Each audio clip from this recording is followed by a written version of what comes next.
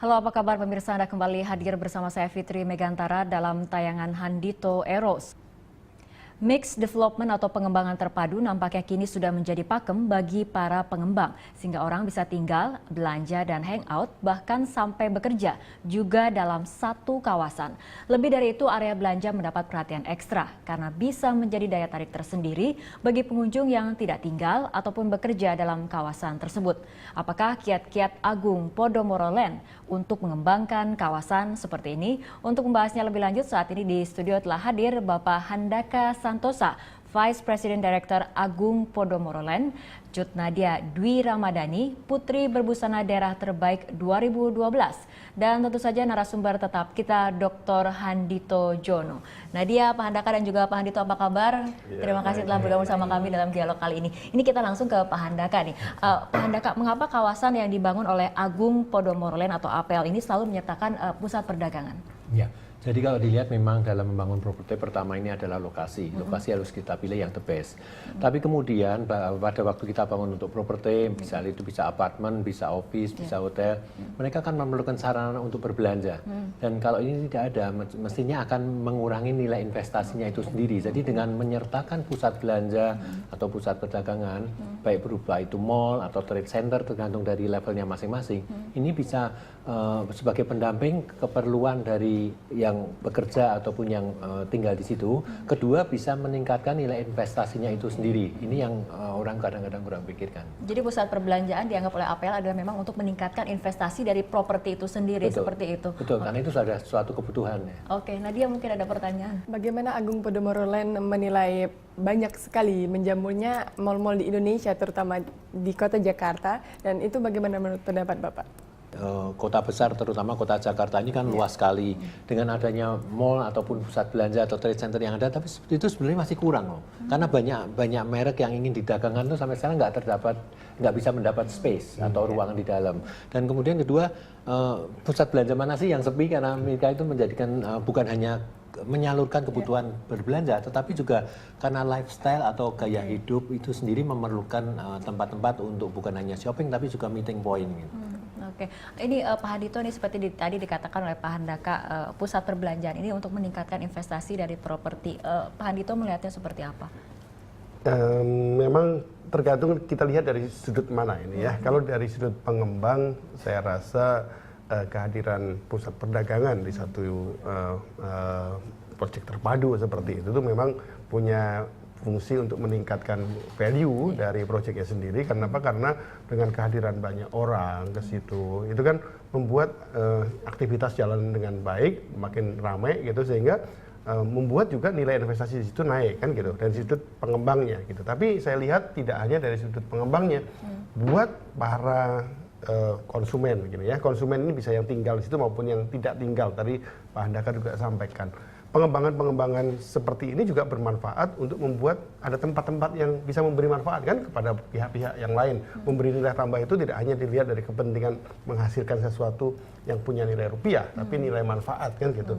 Tapi yang paling penting saya rasa juga nilai tambahnya itu juga dari sudut pengembangan ekonomi nasional gitu. Karena kalau ada perdagangan berarti ada yang dijual belikan kan gitu. Berarti menggerakkan roda ekonomi kan.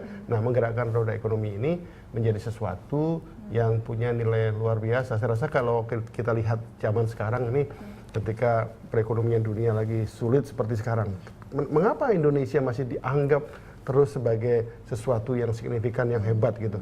Karena di sini nilai perdagangan jalan terus di sini kan, konsumen kita ini masih terus belanja, dan ini akan punya multiplier efek yang terus bergulir terus gitu. Jadi memang nilai perdagangan itu tidak hanya dilihat dari rupiahnya, tapi juga harus dilihat dari manfaat-manfaat lain. Ya, tapi tadi seperti pertanyaan dari Nadia mengatakan, bagaimana dengan menjamurnya mal-mal di Indonesia, terutama untuk di ibu kota Jakarta ini?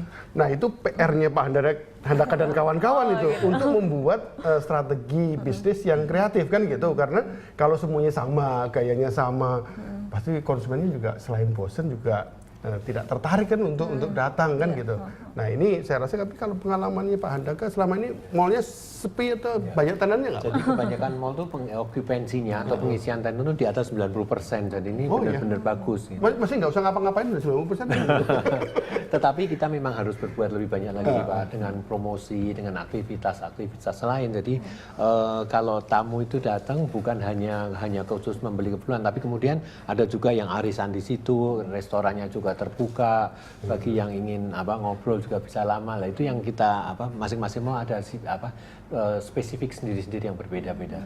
Tapi kemudian apakah ada keunggulan tersendiri dari APL terhadap pusat-pusat perbelanjaan yang dibangunnya itu? Ya, tentunya APL sendiri yang sudah berkembang sekian puluh tahun, kita kalau membangun tentunya konsepnya akan beda-beda. Melihat lokasi tadi, karena memang di dalam properti udah ilmunya itulah lokasi. Begitu ketemu lokasi yang bagus, kita sesuaikan dengan konsepnya lain masing-masing gitu. Contohnya aja kalau kita tahu Senayan City konsepnya akan lebih luxurious. Kemudian di Central Park konsepnya juga sudah mendekati luxurious itu, tetapi juga dengan adanya suasana yang beda, tamannya yang luas, kolamnya. Jadi benar-benar enjoy. Sekarang orang bilang kan green concept ya. Kalau kita nanti sebentar lagi ke Green Bay, lain lagi kita ada mall yang di tepi laut dengan adanya apartemen sekelilingnya, ada sekolahan. Jadi kita membuatnya beda-beda. Kalau sama terus orang boring. Dan setiap tempat memang punya tema tersendiri ya. Betul. Oke, Nadia. Ya, jadi itu menurut saya perlu memiliki kreativitas dan inovasi ya Pak ya, untuk membangun sebuah mall yang lebih dan lain. Oke, Pak Andito mungkin tanggapannya. Iya, memang benar tuh katanya Nadia, perlu kreativitas. Kreativitas itu kan menampilkan sesuatu yang lain kan gitu, dan tidak perlu ragu-ragu menampilkan sesuatu yang lain. Kalau kita tidak tampil beda, kita akan sama dan kita hilang. Jadi tampil beda, kreativitas itu menjadi sebuah alat yang paling penting untuk membuat kita bisa terus hidup dan maju. Mengenai mixed development ini, apakah memang ini sedang menjadi tren untuk properti, tidak hanya mungkin di Indonesia tapi juga di dunia internasional? Pak Andito melihatnya seperti itu tidak? Iya, saya rasa ini sudah menjadi gejala yang ada di mana-mana. Tetapi saya rasa mix yang ada di Indonesia ini punya keunikan sendiri juga ya. Kalau kita lihat di sini kan mixnya bisa macam-macam itu kan, mix tidak hanya 3 in 1, 4 in 1, 5 in 1. Wah, sekarang itu macam-macam gitu. Artinya ternyata orang-orang Indonesia itu kreatif loh. Gitu.